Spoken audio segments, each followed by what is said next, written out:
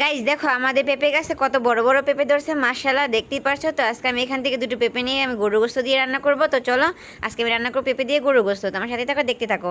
তো প্রথমে আমি এখানে দুটো পেঁপে নিয়ে নিয়েছিলাম, কেটে নিয়ে সুন্দর করে। তো আমি এখন কড়াই বসিয়ে দিয়েছি, কড়াইয়ে তেল দিয়েছি, পেঁয়াজ দিয়েছি লাল লাল করে ভেজে আমি এখন মশলাগুলো দিয়েছি তেজপাতা দিয়েছি, মরিচের ফাঁকি, হলুদের ফাঁকি, আর একটু পানি দিয়ে সুন্দর করে কষাবো। তারপর দিয়ে দেবো আদা রসুন বাটা।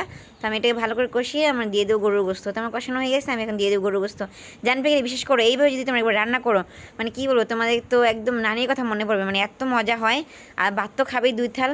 তো নানি সবসময় বলতো যে গরুর গোস্ত যত কষাবে ততই নাকি মজা হয়, তা আমিও সেটাই করবো। তো মশলা দেখতে পাচ্ছি আমার গরুর গোস্ত কত সুন্দর কষানো হয়ে গেছে। আমি এখন পেঁপে দিয়েগুলো দিয়ে দেবো ঢেলে।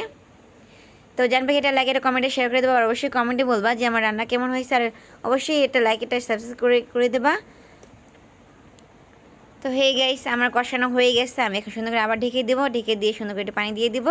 যেহেতু আমি ভালো করে কষিয়েছি, তাই বেশি পানি দিতে হবে না, অল্প পানি দেবো। যেহেতু পেঁপে তরকারি বেশি পানি হলে মজা হয় না। তো দেখতেই পাচ্ছি আমার মশলা আমার কষানো হয়ে গেছে। তাই আমি অল্প একটু পানি দিয়ে দেবো। পানি দিয়ে ঢেকে রেখেছিলাম, দেখতেই পাচ্ছ মাশাআল্লাহ আমার তরকারিটা কত সুন্দর কালারে চলে আসছে। তো আমার তরকারি হয়ে গেছে, আমি এখন উপর দিয়ে ভাজা জিরে দিয়ে দেবো। আমি জিরা আগেও দিয়েছি, তো আমি আবার দিয়ে দেবো জিরার ফাঁকি।